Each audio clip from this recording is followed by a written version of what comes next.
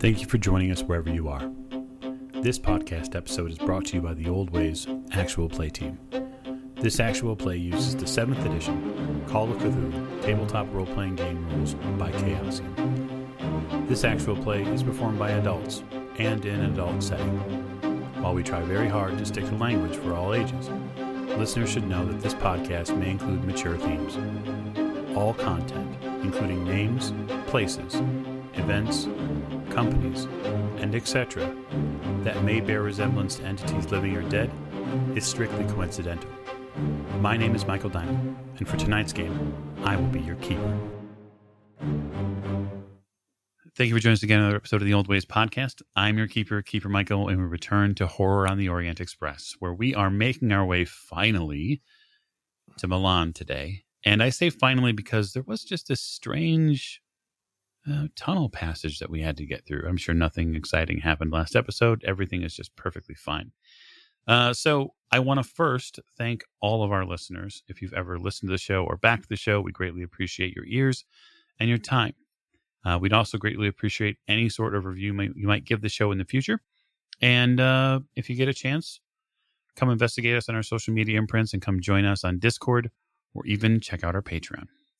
But for now, let's get to cast introductions so the story can begin. So, to my right. Hello, I'm Mike, and I'm playing James Robert Fraser, who's currently having a stiff drink to calm his nerves.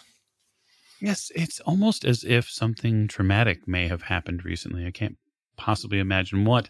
To Mr. Fraser's right. Hi, I'm Rena. I play Lady Elizabeth Fitzroy, and I've had a lovely drugged nap during which I'm sure nothing whatsoever happened and everything will be just fine when I wake up. I mean, it's entirely possible. I can neither confirm nor deny that's true, but we'll get to that. At the end of the table. Hi, I'm Giles, and I'm playing Simon Griffith, and I'm having a stiff glass of milk while I clean off my knives. Yes, a stiff glass of sour cream. To Mr. Griffith's right. Hi, I'm Miranda, and I'm playing Maggie Bellinger, who's trying to figure out how she's going to explain this to Lady Elizabeth. Yeah, there is something that is going to have to be said for such a change in something so once dear. But I'm sure you'll find a way. Maggie's very, very good with words. And, very quick with explanations usually. So last but most certainly not least. I'm Martin, and I'm playing Richard Courtney. And trying not to look like I've just ripped half a carriage apart after breaking the window with a chair. Yeah, it's very interesting how resourceful the professor became there at the end of the last episode. I'm sure no one aboard the Orient Express will mind. He's definitely not a vandal, not really. No. Well, he's many things, many of which are still secret. But more on that later. So we're going to begin play with Lady Elizabeth, who is waking up in her compartment. So Lady Elizabeth, when last you were seen here on stage, you'd had some very, very difficult pains in your hip. You'd been using the cane that you carry quite a bit, and sadly had missed the luncheon with a certain, say, Russian contact that you'd made. You'd unfortunately had to miss that lunch date. So you'd gotten to Paul, and Paul had given you something for the pain, and you'd tried to remind him that, while you didn't necessarily like taking medicine, you'd much prefer to soldier through. Paul, in his better judgment, told you that a bit of this in your tea should probably help you ease into sleep. And when you wake, you're a little foggy. You felt like this before on certain medications that you've had. It's a disorienting feeling that the room is a little bit, it feels like somebody's got something like a shroud over your face. It's as if there's a cloud that's been pulled into the room.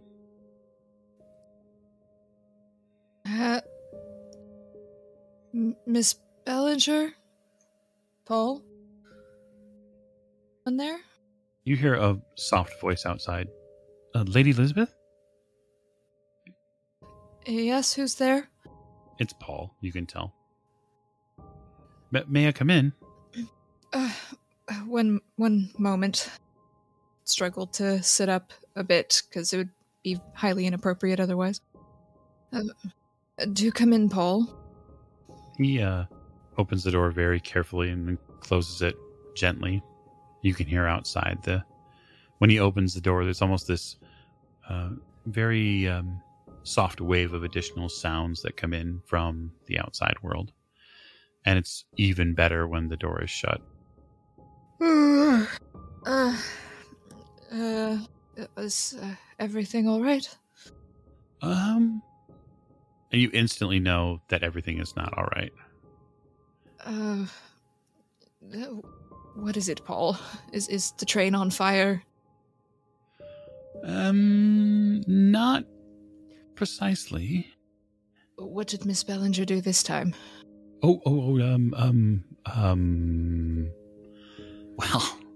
I wouldn't say she, well, that's not true. It wasn't her fault. I believe that's what she said last time. So I'm gonna shake my head a bit to clear away some of the fog and think for a moment to get the words right. All right, Paul. What happened? Please don't beat about the bush. I'm not feeling completely up to speed, and if you beat about the bush, it makes me very cranky. One would not like it when one is cranky. He holds up his hands in a very defensive position. I'm not interested in stoking your ire by any means. There was a body on the train tracks. A what? A body. Someone... Was it one of the thugs? No, I don't believe so. This had to deal with something far more political than our current situation. And what happened with said body? Obviously it involves our group somehow. Well, I mean, maybe, I guess. It more has to do with Mussolini. Oh dear. So it seems anyway that somebody had left a message for anybody entering Italy that said something from what I hear anyway. Said something like there was a sign on the body. It said Mussolini is always right. Well, considering what I know of his political leanings, that makes sense. But what does that have to do with us? It's what stopped the train. All right, and then what happened? Well, actually, he kind of gestures a bit with his hand towards the outside the compartment. Mr. Fraser and Simon were able to help clear the rocks that were in the way of the train tracks. Big ones. Why were there rocks? I thought you said it was a body. Well, it was, but there was a body and rocks. We were going to enter the tunnel, but that's when the train came to a stop, right? And so it came to a really, really, really, really, really fast stop. And as it did, as the train slowed down, people saw the rocks, but what they really eventually saw was that there was a body kind of intermingled amongst the rocks, as if maybe it had fallen off from the mountainside nearby. And so we cleared the body and then cleared the rocks. We got back underway, and everything was perfectly fine for at least 20 to 30 meters. Meters? You're sounding positively European, Paul. But what has this got to do with the absolute look of distress on your face? Well, let's just say the saloon compartment's not going to be the same after what happened next. So they did set the train on fire? No. Something came into the car and attacked Miss Bellinger. A fascist? No. I don't know what it was. I wasn't here for it. All I know is that she was bleeding by the time I got there. Well, that seems like a normal state of affairs for this group. Did you know that the professor knows a lot more about electricity than I had even imagined? Well, it wouldn't surprise me, but, what did he use electricity for? It's not what he used it for, it's what he, I think, planned on doing with it. Anyway, when you're feeling up to it, maybe you should catch up with them?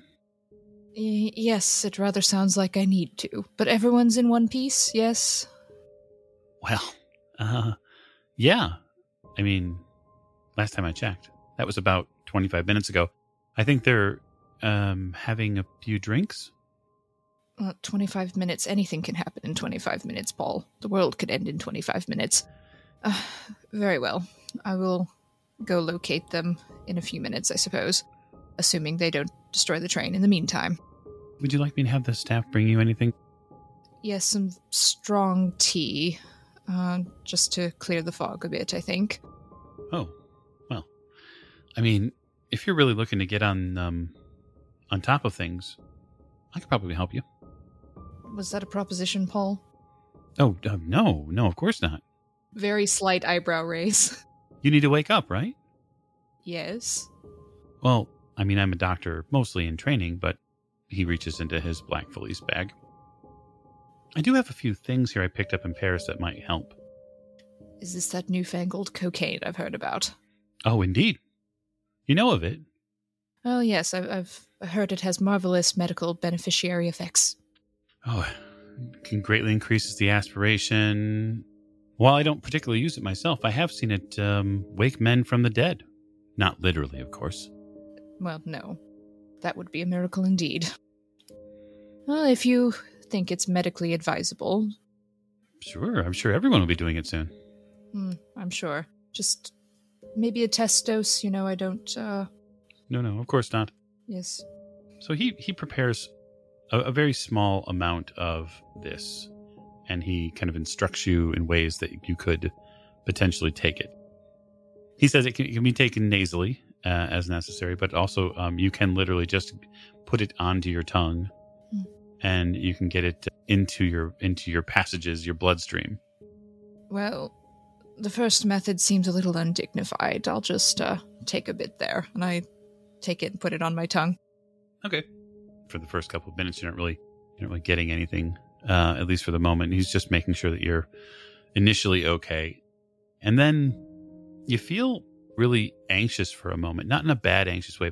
You feel as if there's this inner welling of energy that's starting, and you have a hard time figuring out where exactly it is. And so you're getting dressed, and Paul leaves the room. And you begin doing things, you begin getting prepared. And it really isn't until a couple minutes later that you realize, like, your hand is on the compartment door and you are ready to walk out, and you don't remember the interim time period with exact focus. It's just something that's happened. I could get used to this. My. But it's beyond that for you. What you haven't felt in any of that time was any pain or stiffness from your joints. I glance over at my walking stick and tilt my head a little bit. I think I'll leave it in the compartment for now. Fair enough. See how long this goes. Okay, so you stride on out and down where you believe your compatriots are. So for the rest of the group, you are, for lack of a better term, licking your wounds and trying to come to grips with the awful nature of what happened in this saloon car. Staff have come and tried to sweep up a lot of the broken glass. They inquire as to why there's a bunch of electrical cable sitting out, why there's a fixture that's been broken off the wall. They make a lot of inquiries. They don't really get a whole lot of answers from anybody, I don't imagine, or no good ones. But what they do is, because of such a traumatic series of events from one location to the next, the staff here have really made sure that everyone is soothed with any liquid refreshments that they might need before reaching Milan. And so I guess I would ask the rest of the investigative team, what are you doing? Mr. Fraser is sitting with a glass of whiskey in hand. He's kind of brooding over it. Doesn't really want to look at anyone or talk to anyone at the moment. He's very troubled by the events of the last half hour or however long it's been. I imagine that Maggie and Richard are sharing a number of glances. Mm-hmm. Are they going to ask, What are we going to tell them? And Maggie subtly shake her head no. But I just imagine us sharing these kind of like glances back and forth, trying to figure out what we're going to do and if we're going to need to lie about the arm. So Richard will look over to Maggie and look pointedly towards Maggie's arm and gesture to put it away. Yeah. All right. Simon, given everything you saw here and your, quite frankly, victorious end of our last episode, I guess, how is Mr. Griffith dealing with everything that's gone on? Having literally had to deal with a hate in the flesh. Well, it's gone. So Simon will be cleaning his toothpick, sharpening it, and putting it away. And he'll do that in his room instead of just whipping it out in the salon car. But then I'll come back to the salon for a glass of milk, and I'll start reading through my book on Greek and keeping an eye on the rest of the party. He's a little troubled what he's seen, but on the other hand, it could be killed. Therefore, it's fine. Right. It's really that scene, then, almost this aftershock. Something has gone on in here. It looks like terror rolled through this part of the train. And the only people who are really sitting in here are your compatriots, each one in their own element. Can I just check what time of day it is? I'd say it's noon. You're about 25 minutes out from Milan. So yeah, you'll probably see, Lady Elizabeth will probably see Mr. Fraser sitting somewhat tremulous with a glass of whiskey in his hand, which in itself is odd because he never drinks at this time of day. I think Lady's feeling a bit too energetic to really pay that much attention to things, just sort of strides briskly in. Well, everyone having a good time then? Very chipper and not as laconic as she usually is with her speaking, just a bit more, well, hello, what's going on? Mr. Fraser will immediately rise from his seat as Lady Elizabeth arrives out of courtesy. Your ladyship, would you care for a seat? No, I've been laying down, sitting down, etc. for pretty much most of the morning. I'm feeling very much like getting some exercise. You all look like you've been through the ringer. You could say that. I kind of sits down. I'm surprised the commotion didn't wake you. It's some sort of medicine from Paul. You know how these things go, or do you? I don't suppose you do. You seem to be in the peak of good health. But generally, yes, one doesn't tend to wake up when one has been sleeping the sleep of the drugged. But I wasn't expecting such a disaster. I hear the saloon car is no longer operational. At least you haven't destroyed this one yet.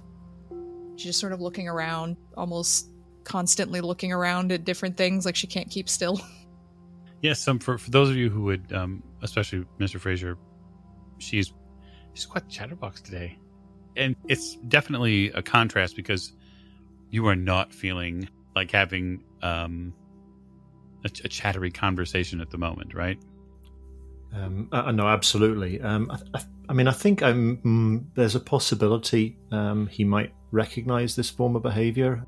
Cocaine was sent to soldiers at the front in care packages from home during the war.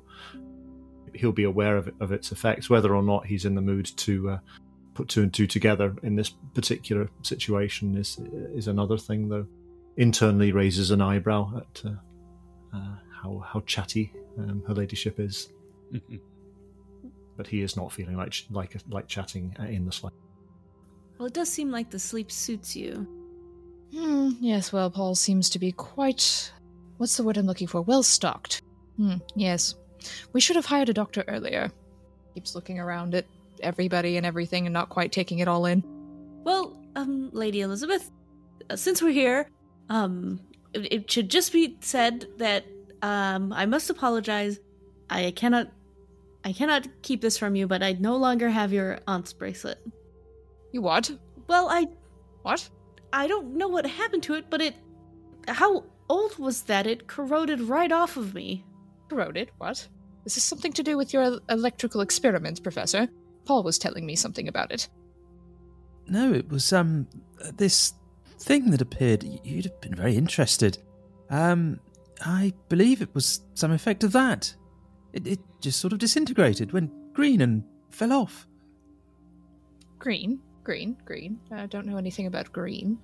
Well, it was early Victorian, I suppose, but it shouldn't have fallen off like that. No, that's a little bit strange. I didn't know of anything that could cause metals to corrode like that. Just did it touch it, or was it just in the presence? Not only did it fall off afterwards, it completely corroded in my hands. I couldn't even put it back on. Did it touch it, or was it just in the room? Well, I can't say for certain. A lot was happening, and it was in a cloud of smoke, and then it congealed. Not the bracelet, of course, the thing that attacked us. So it could have been in the air around us for some time. You should be more careful with your pronouns, Miss Bellinger. It what? Could be bracelet, could be train, could be whatever it is you saw. You need to be more careful with your grammar. Grammar is very particular. Oh, but it fell apart, you say. Interesting. Mr. Griffith, did you see all of this? Excuse me? See what? Ghosty air thing. It makes metals fall apart. Yeah, I killed it. What was it then? I don't know. I killed it, though. It was a demon. How do you know you killed it if you don't know what it was? Because it bled all over me and then disappeared. Well, if it disappeared, it could still be alive. It was a demon. A demon from the blackest pits of hell. Well, demons, yes. Could be. The demons are called all sorts of things in occult literature, and she just starts going off, muttering to herself about various things that she's read. Lady E, before it disappeared, I sawed off its head, so it's dead. We're good. I need to read my Greek now. Thank you. It's all Greek to me. All right. Very well. I sawed off its head. I don't know, but I thought it was made of air. Professor? I don't know. It was not like anything I've seen before. We were going to see if you maybe knew of something that you'd read in your books. Yes, well, I need a concrete description. I've been hearing air, I've been hearing fluid, but it bled. Yes, but not while it was in a gaseous state. Oh, so it changed forms. Yes, it solidified right in front of us. Was it actually blood? Was it blood, or was it like liquid that we call blood because it was inside a thing? Black something. Ichor. Ah, so not blood then. All right. Okay, so having Paul look at it probably isn't very helpful, but Whatever demons use for blood. And a completely featureless face. It was like something should be there, but it wasn't. Most odd. Yes, well, in all the literature and things, not everything has to look like or like us. They could be all sorts of things. If you look at the actual, Old Testament of the Hebrews, and you just look at how they describe angels, and they're nothing like how we paint angels and things nowadays. Some of them had no heads, and some of them had 7 wings, and there's all these sorts of things. So, it could be anything, really. Demons. That's what it was. It was a demon from the blackest pits of hell. That's the only way I can describe it. Demons? Describe further. What do you mean, demon? This black, horrible, monstrous thing it was. When Simon struck it bled something. I don't know what. Some black, viscous liquid leaked out of it. It wasn't anything natural, that's for sure. Yes, no, I would assume not if it didn't have a face and it came out of the air and became physical and then disappeared after getting its head chopped off. Was it a head, actually? If there was no face, how do you know it was a head? I don't know what it was. Whatever it was. I don't know anything anymore. You know a great deal, Mr. Fraser. There. Just sort of quick pats on the shoulder because she can't calm down at the moment. Sure. But does it look like traditional Christian sort of demon, or was it some kind of other more occultish style demon, or what makes you say it was a demon? I don't know. It was black. It had limbs like a man. It had wings. It had talons. It was not like nothing. It had horns, like demon's horns. Yes, that does sound like a demon. Then, yes. Does that match up with what you saw, Miss Bellinger? Well, to be honest, I was quite in the mix with it, and it was hard for me to see much of anything between the searing pain from being attacked by it and then being pulled on top of Mr. Fraser. It was hard for me to really make out what it was, other than just the absolute darkness in the train car. Yes. It was trying to drag Miss Bellinger off to hell. Yes, well, I wish you good luck with that. I don't think even demons are going to be very good at making Miss Bellinger go where she doesn't want to go. So, You didn't see the thing, with respect, your ladyship. You didn't see the thing. It was strong. No, I didn't. It was strong and it was vicious. If it hadn't been for Mr. Griffith's quick thinking and decisive actions, it might well have... Well, I don't even want to think what might have happened. Yes. But Professor, did you see anything else? Does this line up with the description of what you saw? My line of thinking was this thing somehow affected the bracelet, which turned green and fell off. So my thoughts were maybe to get some more copper, which is why I started trying to get some copper cabling. Yes, I thought that might make a difference, and it was all over by the time I'd managed to retrieve some. So what were you going to do with it? I mean, my first thought was to create some sort of loop and maybe put it around the creature's head. Whether it was some sort of electrical beast or... I've no idea. It just seemed logical at the time. Yes, well, I think you might be very grateful that perhaps you didn't get a chance to try this plan. I'm going to rapidly flip through books in my head, putting all these pieces of information together to see if there's anything in my studies of the occult or my books or anything that sounds anything remotely like what they're describing, which is why I've been asking everybody for different descriptions. Oh, sure. I mean, classically speaking, honestly, Mr. Fraser is likely dead on. And all classical pictures and writings, especially those that are more ecclesiastical, this is a very common refrain for something that sounds like a demon. It's got big wings, it's dark, it's shadowy, it's got horns. I mean, this is, I wouldn't say straight out of Central Casting, but it's fairly close. I suppose I've got that Bible somewhere. Mother insisted I bring one. I can go and do some research in there. I'm sure there's got to be something about demons. So maybe there's a priest on board. If it's an actual demon, probably holy water or something like that. The Papists use it. Yes, I know you don't hold with all that, Mr. Fraser, but if we saw an actual demon, then we need to try anything. No. I was just going to say, are you feeling quite yourself, your ladyship? You seem very frenetic, is the word that comes to mind. I don't know what you're talking about. I feel marvelous. Paul gave me some medicine this morning, and when I got up, and I feel great.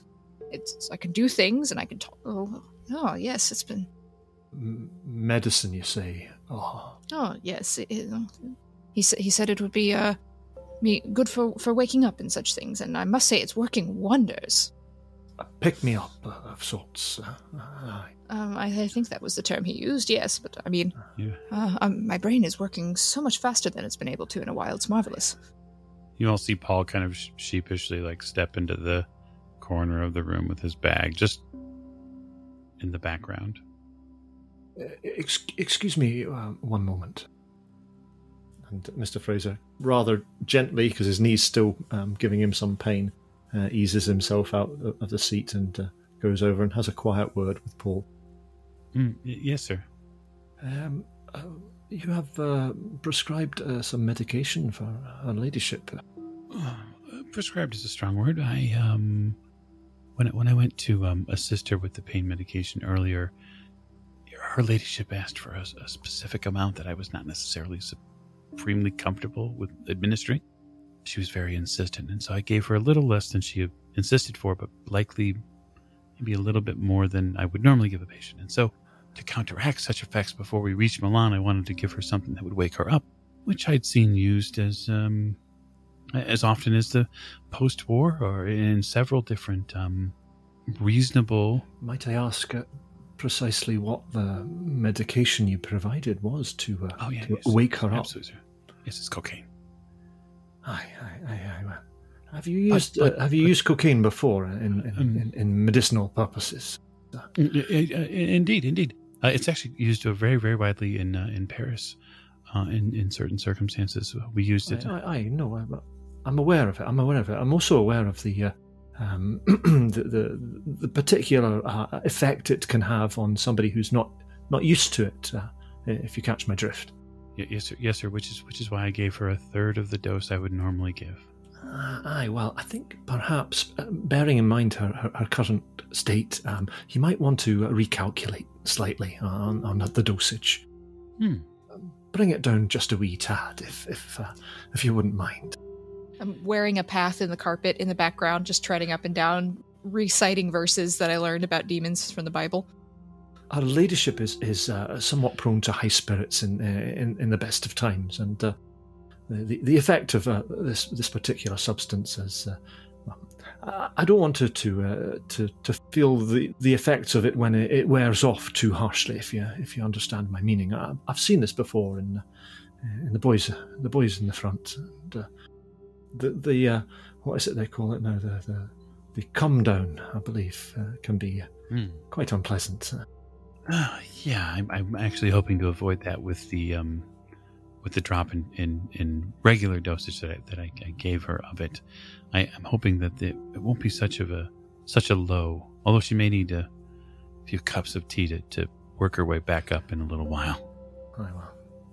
Well, you know best, I suppose. But just making you aware. Oh yes, it's not something that I would prescribe normally at a in her case. Very good. Carry on anyway, Paul. He steps like a half step back and just kind of continues to stand nearby. He seems to be very interested in keeping an eye on Lady Elizabeth wear a hole in the carpet here. I'm not sure if that's a good thing or a bad thing. I'm not sure whether he's using her as an experimental subject. I mean, who knows? So some of the staff come back in and begin kind of repositioning some of the furniture. They do let you all know that the arrival is coming in Milan in probably about 15 to 20 minutes. And so it will be important if you are disembarking when we reach Milan to be ready to go. And you can see even here through the windows, which are a little bit more open than maybe they were the last time you were in this car, Lady Elizabeth, as several of the windows have shattered. You can tell here that a lot of the countryside is beginning to give way to residential area. And as you get closer and closer towards the city, it looks like it's going to give way to more and more buildings. You're coming up on some sort of, at least a small amount of industrial area. Yes, you did get up to quite a bit of fun, it seems, and broken windows. I hope we don't have to pay for those. It could be quite expensive on this train. Demons, yes, demons. Well, I suppose we should all just go back to our rooms and gather our belongings and prepare ourselves for our arrival. Disembarkment, yes, that. Arrival, disembarkment, disengage. Just starts going through a long list of words that seemingly aren't connected except by letter. Yeah. So am I right in thinking that this is Milan we're arriving in now then, yeah? Yes, that's correct. Okay. So I assume that you're going to disembark in Milan, but of course you can correct me if it's necessary. Well, are we... I believe the plan was to disembark. I do believe we have business here. Yes, the professor's note does say a piece was brought to Milan by a collector. Paris. However, we have absolutely no idea whereabouts in Milan it was brought to unless we try museums and the like when we're here. Just, I suppose we need to get a city plan, and I'd like to get myself a wee phrase book as well. I have a smattering of French and German, but I know no Italian. Yes, quite. I mean, there may be a permanent exhibition somewhere, or, as you say, a museum. Maybe there's a renowned collector in town. Milan is a big place, and we don't know whether the piece was being held by a private collector, or... Well, we don't know anything, really. Well, We know which questions we want to ask. We just have to find the right place to ask them. Aye. And I think we should look out for this large gentleman, the Duke. If he was with us earlier on, I mean, it's not inconceivable that he's still looking for us, or possibly some of the other pieces. You don't think he had anything to do with that thing on the train, do you? I'm almost certain that he did. I don't think we can count the Duke out for anything. I think he's going to hound us until he's dealt with. Man like that who would bargain with devils and demons. Yes, well, I hardly think he'd stop at that. With all the other things he's done, Mr. Fraser, I really don't think that he would halt at bargaining with the devil if the devil exists in any way, shape, or form. Oh, the devil exists, all right, your ladyship. The devil exists. We've seen one of his minions this day. Well, I don't think that that a man like the Duke would have any qualms about doing such a thing in order to get what he wants, considering everything else we've seen him do. It's definitely in the realm of possibilities. Aye, he's a damned soul, that's for sure. He's damned himself with these actions. Yes, quite. Where did I put that Bible? Now I know. Starts muttering to herself again, walking up and down, up and down. I'll begin preparations for our disembarkation, your ladyship. Yeah, the group as a whole begins to kind of go through this almost rote process of preparing themselves to leave the train. It's something that you did when you got to Paris. It's something that you did when you went to Lausanne. You begin to kind of get in this rhythm of, okay, yep, it's time to get off. And so, even though your rooms have been made up as they were before, you're beginning to feel a lot of muscle memory in the removal of said things. The hardest part, I think, likely, as far as muscle memory goes, is probably for Miss Bellinger, whose left arm likely continues to ache a little bit, probably even worse so when she has to handle the arm. But you all do get packed up, and you arrive after bumming your way through more industrial area. You can tell that the wonderful and almost picturesque Italian farmland that you pass through gives way to an overcast city that seems to have a ring of clouds around it. Gray, dim, rather troubled train stop. The faces here are downcast. They're the long faces, Mr. Fraser, the ones you saw in France. You know, so many places where war had come before. This place looks like a war zone. While there's no obvious shell marks or pitched battle remnants, it does feel like this train station is not completely together. So what I'd like to do when we disembark is I'd like to find the office at the station and ask for a couple of things.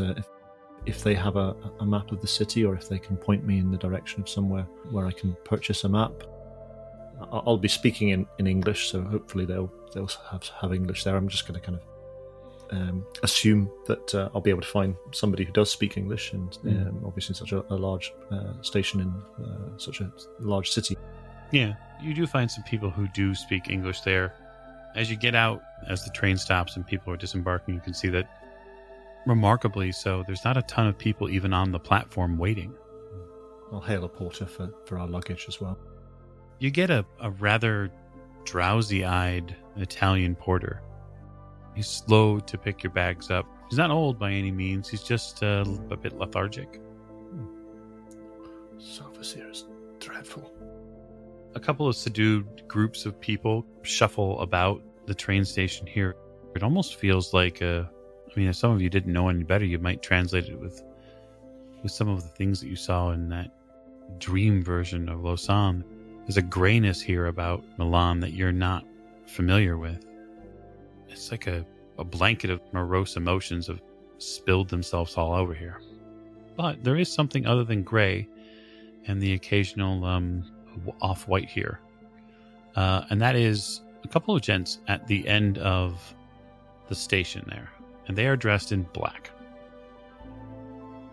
And they watch as the group disembarks, and several other train passengers who arrive here. If Simon hasn't noticed them, I'll give him a little nudge and nod my head in their direction. No, I see him. It's too many and it's too public right now. And if anyone here has got a fair amount, or a reasonable amount, other than the base in psychology, you can give me a psychology roll. I have a relatively okay psychology, better than base. Oh, right on the nose. 50 on 50. Ooh, I could spend 1 point of luck to make that a hard success, but I'm a bit down on my luck at the moment, so I'm not going to. That is a success, though. That's a fail for me. Failed. 83.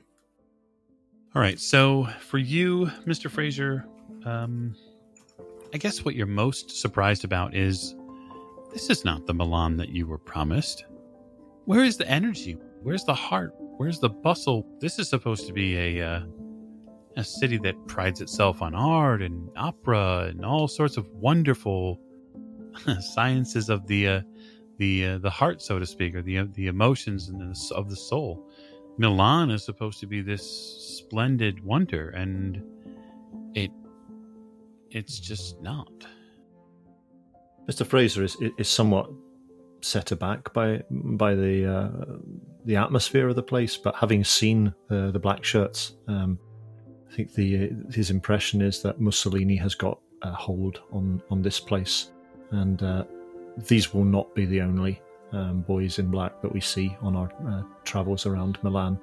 And his strong suspicion is that the people here are living under the yoke of oppression, and that is partly, if not entirely, responsible for the kind of the subdued and tense atmosphere in the place.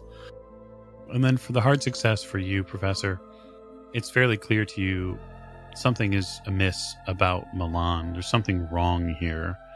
But beyond that, you're going to need to be awful careful. It's not just the men at the end of the row there in those black shirts who are likely here to deal out whatever orders Mussolini has given them. But you get this strange feeling like something in this city is waiting for you, almost like a hungry mouth. Yeah, so if I can find somebody in the station office or something like that to either point me in the direction of somewhere I can get a guidebook, maybe a phrase book, and also recommend a good hotel for Lady Elizabeth Fitzroy of Maplebrook in England. Mm-hmm. The city is mostly south and west of the train station. So when you arrive at the station, you've got quite a bit of distance to travel. And Mr. Fraser, you get a phrase book. They're happy to sell you one there, fairly reasonably priced. The OE offices especially will happy to provide you a map of the city. So that way you have that at no charge.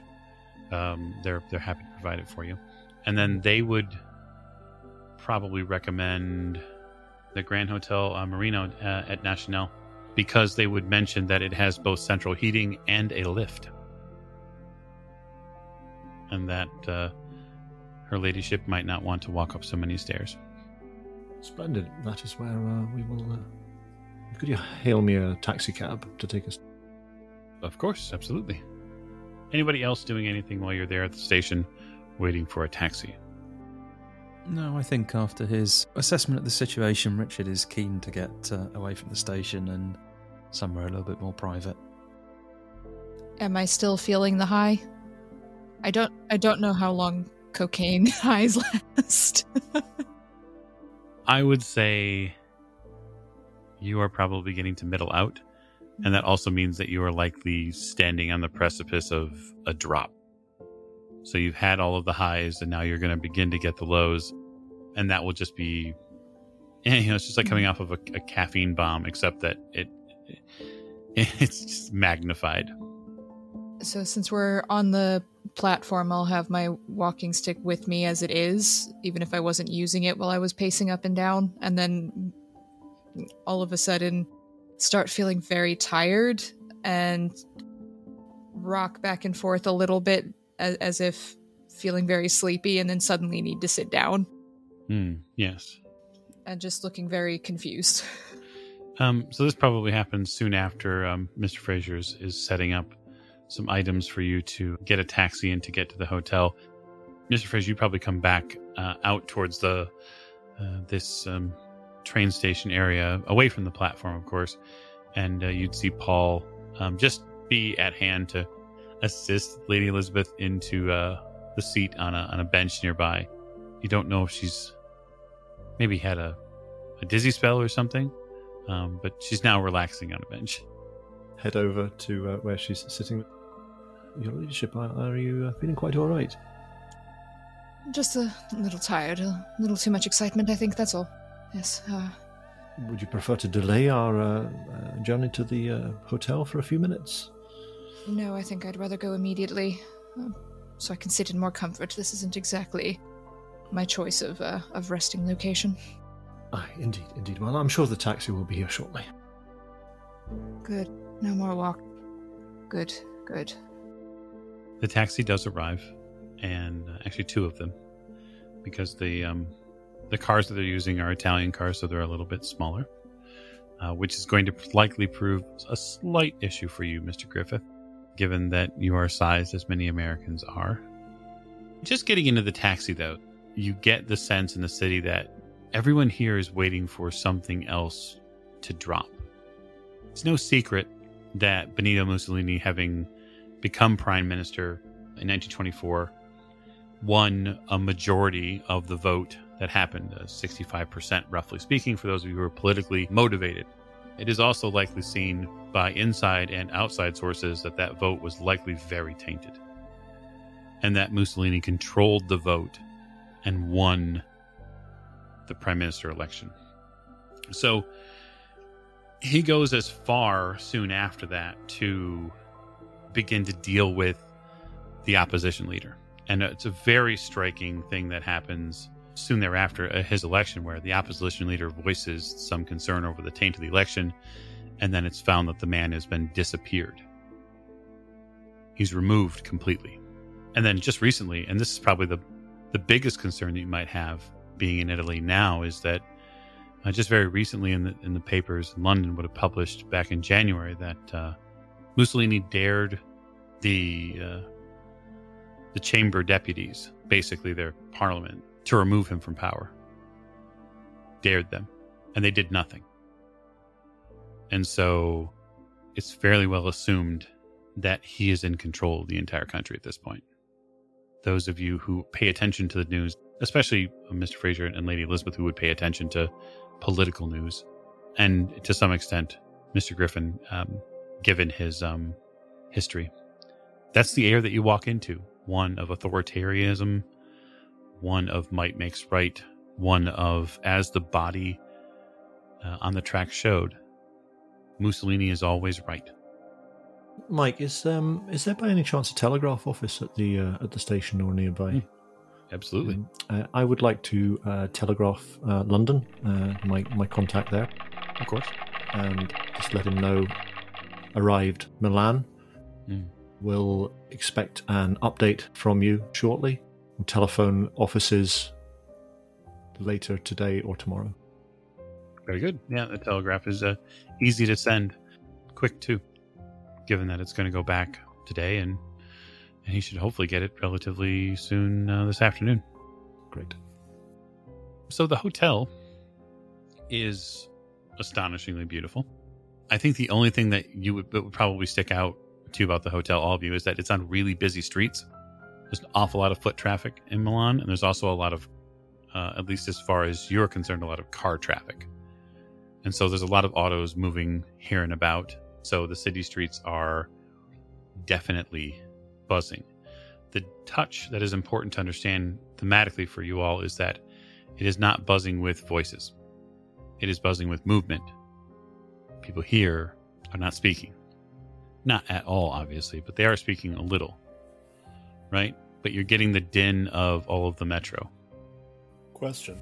At this point in Italy's history, are we mostly seeing just black shirts, or are we seeing any military?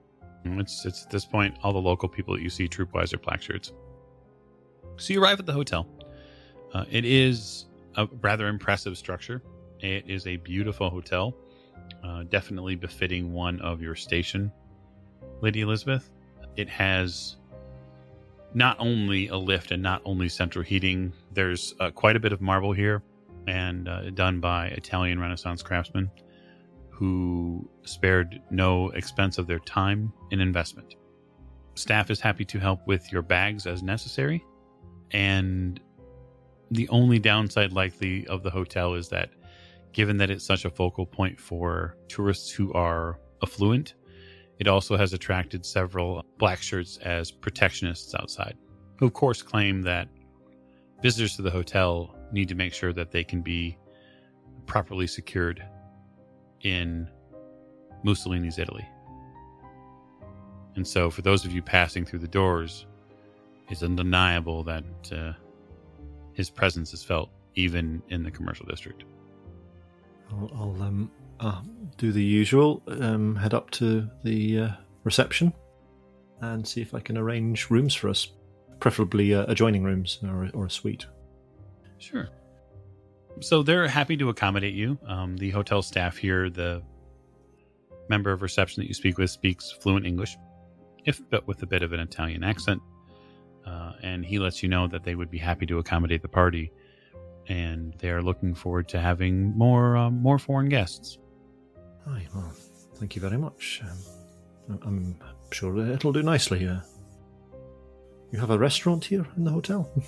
Indeed. He points just to the left of you, and you can see down the atrium way there is a very nice restaurant, and even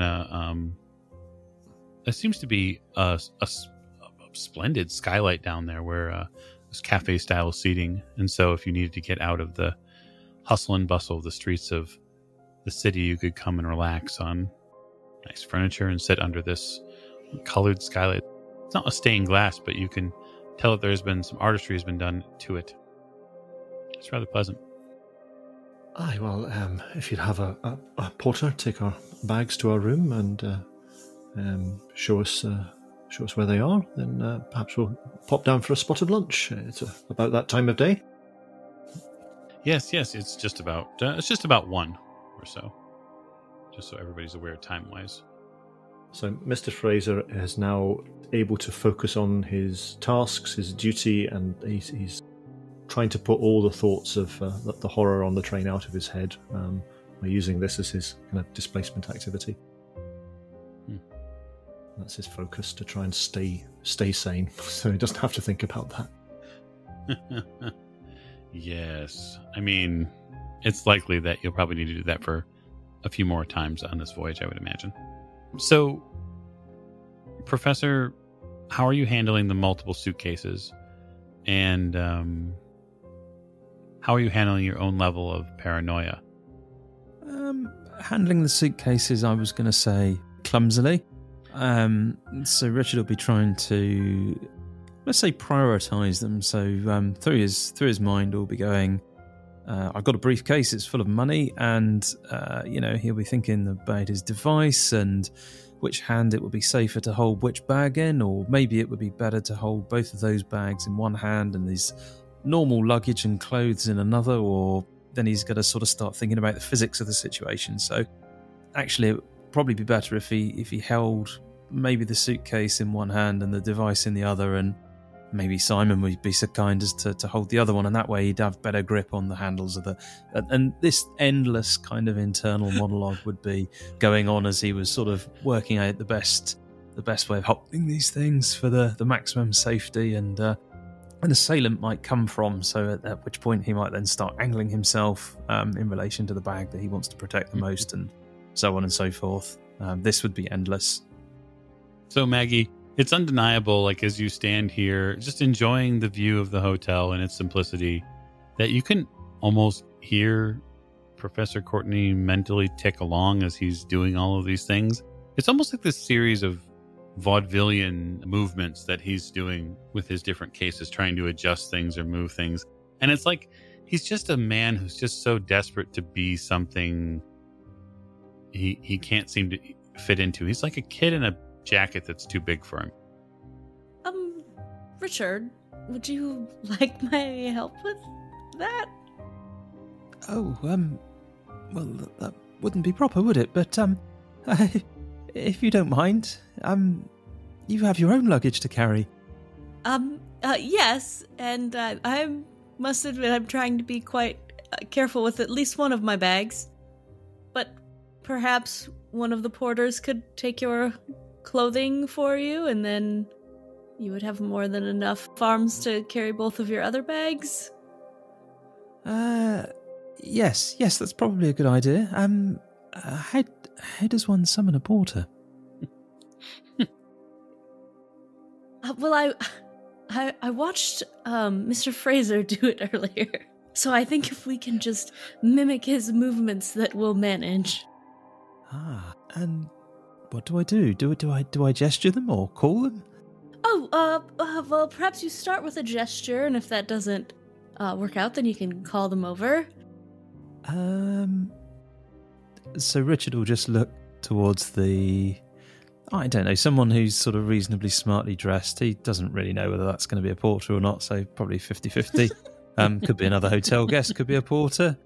And he sort of raises his eyebrows, looks in uniform. Yes, looks in their general direction. Absolutely. Do me a favor, Professor. Roll luck. That's 55 against 44. Wonderful. You point at someone and go ahead and say, go ahead. What are you going to ask them? Excuse me? You see a gentleman turn around. His crisp black shirt gets your immediate attention. Richard is thinking, guy in a nice black shirt must be a member of the hotel staff. Clearly. Do you speak English? He steps over. He gets very close to you. Like, breathing close. No. Richard will move his face back a few inches, but not actually step back. I was wondering if you would, my bag, and then he just points down to the luggage with his finger. He picks the suitcase up that has the money in it. Oh, shit. And Maggie's thinking, why did Richard put that one down? Do we all see what's going on? Yes, you begin to see that the professor has called a member of Mussolini's black shirts over. And then, Simon, you immediately know that that man has the money suitcase in his hand. I am going to move between him and the front door, so there's no way to escape. He looks at the suitcase. He tries to open it, and he gets one of the latches open, and then you hear someone say something from near the front door. He turns, and you see a couple of other members of the black shirts have collected in the door, and he turns back to you and very roughly pushes the suitcase into your chest, like, here, take this. And he gives you just this really incredulous look and stalks away. Richard will grab the suitcase with the one spare hand that he has, and I think I'm going to carry these myself, Maggie. That sounds like a good idea. I'm not entirely sure that was a good idea. Perhaps we try again in the next town. Does he walk past me? He does, absolutely. Is he trying to be pushing his shoulders? He's not going to alter his steps to get out of your way. I will not move. Okay. The two of you bump very briskly into one another. He gives you a look, says something in Italian, I look down at him. and then says lots more in Italian. I say, same to you. You see a couple of the other gentlemen who were calling him, these other black shirts at the door, begin to kind of collect a little bit further inside. I tip my hat to him, and I let him pass me, keeping a mental note on which jackass this is, Well, you know, there are so many to go around the world. including myself. They collect at the door and definitely give you some very specific hard looks. And then as they exit finally and head outside, you see a young boy come in with a stack of newspapers. And he heads to the front desk. I have a suggestion, Professor. Why don't you let me carry that suitcase again like we decided in Lausanne? I think that would be a good idea, yes. And maybe we can get your latches fixed. Yes, he does seem to have broken one of them. With, like, padlocks or something. Oh, I see. Yes. Yes. Would that not appear a little suspicious? You already appear a bit suspicious. You mean I'm not blending in? No. Oh. Yes, well, I do think we should get to our rooms. That gentleman over there appears to be busy for the minute, but, I worry he might come back. Let me carry your bags up, and, maybe one of y'all can grab a newspaper or something. We need to find out what's going on. That's exactly what I was about to say, actually. If I see this chap coming in with some newspapers, I'm guessing they'll probably be in Italian, but it prompts Mr. Fraser to think, oh yes, I wonder if they have any English newspapers here. So that's what he'll go to the front desk while all this shenanigans is going on and ask if they have any of the English dailies. The gentleman behind the counter says, "Oh, yes, of course. We keep the Times available. Yes." Splendid. Yes, that'll do very nicely. They hand you the Times.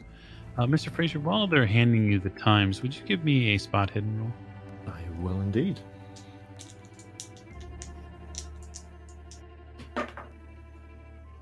That is a 15 under 78. You do not read Italian. We know this. But you do recognize a name printed in that paper. Oh, yes. Very much so. And the reason why you recognize the name specifically is because you talked to her not but a few days ago. You see the name Caballero in the newspaper. Aha, of course. And after a bit of working through the phrase book... Yes, I'll ask if I could have that as well, and yeah, to see if I can kind of match some words up. You get some pretty distressing news. Oh, dear. What has happened? What has happened? It looks like after her arrival, Miss Caballero may have been abducted from Milan's train station. She arrived yesterday around 1 p.m., which makes sense because she would have been traveling the Orient Express. And since then, she hasn't returned to her apartment or made any rehearsals. Oh, dear Lord, heaven above. Simon. The man at reception asks, "Is everything all right, sir?" Would you mind? I'm reading this article on Nina Caballero. Am I reading this correctly? That she has been abducted or has disappeared? Oh, here. He takes the paper up, and then you see him take a piece of stationery from behind the desk. Oh, yes. If you could translate it for me. He starts writing it down, and so he writes the story here out. This couple of paragraphs out with both a furious hand, and yet some quite an accurate one. So it's not difficult to read. His English is pretty good. I'll compliment him on it as well. He thanks you and then turns it around to you and says, we all know of her, of course, in her amazing voice and her stardom. You have heard of her? I've met the lady when as we passed through Paris. We were privileged enough to hear her sing, and I was very, very lucky in that I was allowed to speak with her backstage and obtain a photograph with her autograph on it. I must admit I have been an admirer of her voice for some time now. Yes, as we all have. It's terrible. He continues to read the same story, but of course in Italian. I hope the authorities can find what has happened to her. Oh yes, indeed. Are they pursuing any leads? Are they? Does anybody have any idea of who might have perpetrated this? Fraser knows perfectly well who he thinks has perpetrated this. But... The man at reception kind of extends his hands upward and says, I'm not terribly sure. I know, she's missing, and it can't be good. Does it say where her apartments are? I'd like to go and pay my respects if I can. It doesn't.